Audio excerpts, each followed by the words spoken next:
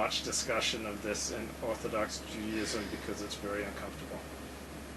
Nobody wants to really talk about it from a rational, because it's the foundation upon which everything else depends. And so it's like, but I mean, it's not that much more difficult than the Talmud. The Talmud is regarded as the oral Torah that was given by God at Mount Sinai to Moses. Right. And yet the Talmud has all these discussions between the house of Hillel and the house of Shammai. This goes back to Mount Sinai, 1,200 years before Hillel and Shammai. But then you've got someone like Rashi, who, he's got the art scroll, I mean, who's sitting there and explicating these chapters, I mean, breaking them apart. So clearly he's not... But he accepts that this was divine and unitary and given by God to Moses 3,200 years ago. He never challenges that. And the problem is, like, Orthodox want to say, okay, this shows we're not fundamentalists because we've got an interpretive tradition. One, that has nothing to do with fundamentalism. Fundamentalism simply certain fundamental beliefs. It's still fundamentalist.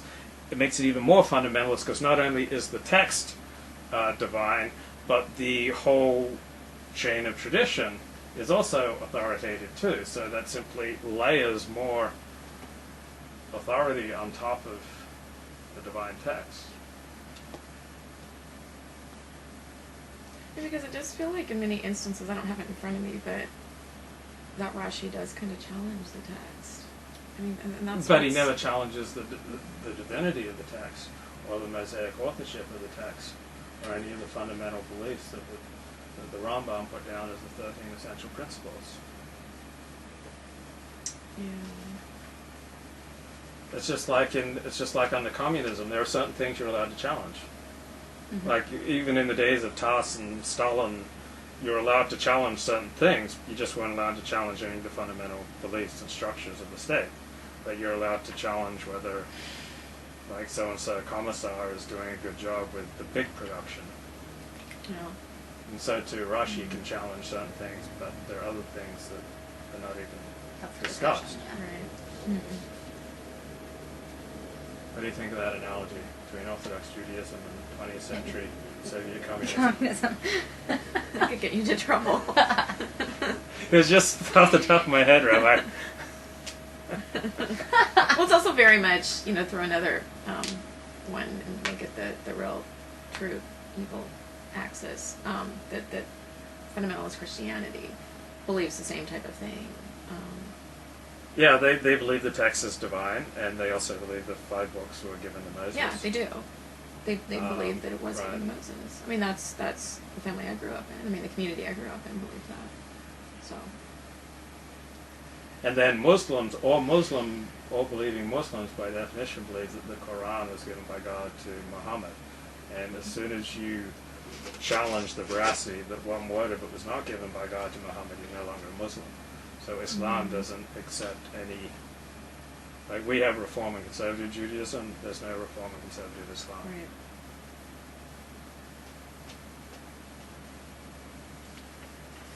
So what strikes you, Helen, when you look at the first chapter of Genesis, if anything? Is this just like so familiar that it's boring? No, it's not boring.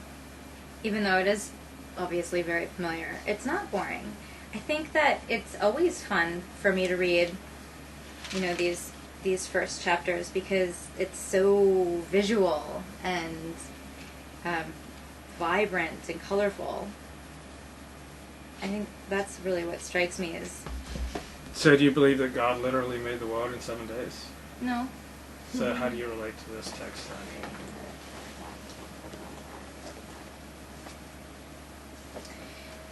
I guess I relate to it sort of as an introductory course to appreciating the world around you. And not just appreciating it, but cultivating awareness of it. Right. Because so often we really lack awareness of our surroundings, and everything kind of goes by in a blur, and we're also preoccupied with our own little day-to-day issues, that we forget to sort of just look and say, holy cow, that is pretty exquisite, and so I think it's sort of like this reminder to stop and look at what we take for granted. Or as the Eagles put it so well, so often we lead our lives in chains that we don't even know we have the key.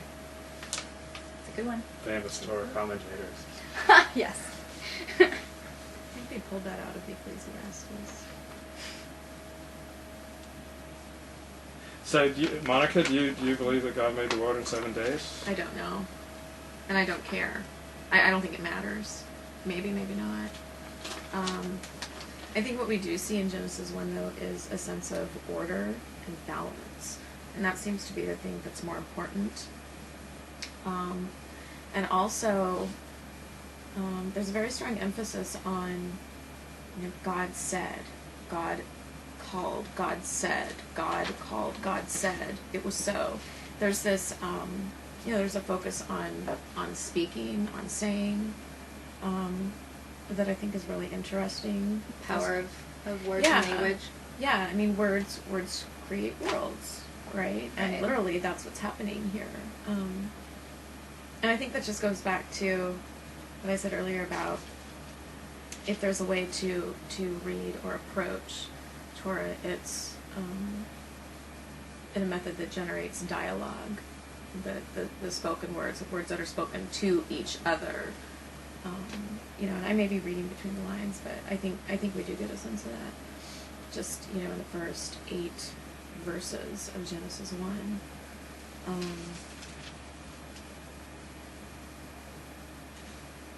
I mean, it's just very interesting from a literary perspective, and I know I'm always going back to literary because that's what I do, so I can't help but do that. Verses 2 through 5, there's this idea of, I don't know, they're really, to me, well, let's say verses 3, 4, and 5, there seems to be a really strong opposition to binary kinds of thinking, right? God said, let there be light, and there was light. God saw the light, that it was good. God separated the light from the darkness. Well, what was it before, right? God separated the light from the darkness. And this is before the sun was created, so what kind of light Right, was exactly. I think there are 4 different kinds of darkness that we see in the first chapter of Genesis. But what was it before? Light from the darkness. You can take light from darkness. They don't exist as 2 polar opposites, right? I think that's a really interesting idea. Even just in terms of thinking about modern discussions of evil, good versus evil, bad versus good, whatever. Somebody once explained it to me as, there's no such thing as good and evil. Evil is really just a deficiency of good. It's the darkness or this other thing where light and darkness are mixed up with too much of the light taken out of it. Like they don't actually exist. Is there any as mention opposing of forces. evil? No, but we equate. I mean, that might be... We equate the dark with evil? We do. I mean, traditionally, I don't even think that's like a contemporary thing. I mean, I think that darkness has always been equated with evil. And I think that's a problem that's rectified right here. And I also like verse 5, God called the light day. And in mine, day is capitalized. It's as if he's naming it. Mm-hmm. Rather than... Or, I mean, not naming it. It's as if he's not naming it. It's as if he's summoning it. As if it's some kind of, entity of its own. Or some kind of, I don't know, in the darkness he called night. See, mine are capitalized. Yeah. Are yours capitalized? Mm-hmm. Okay.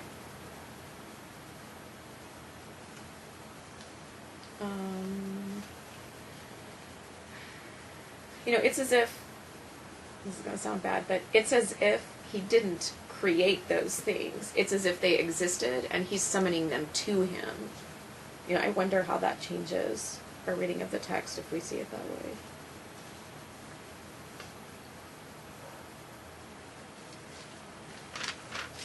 way. What strikes you, Helen, about Genesis chapter 1?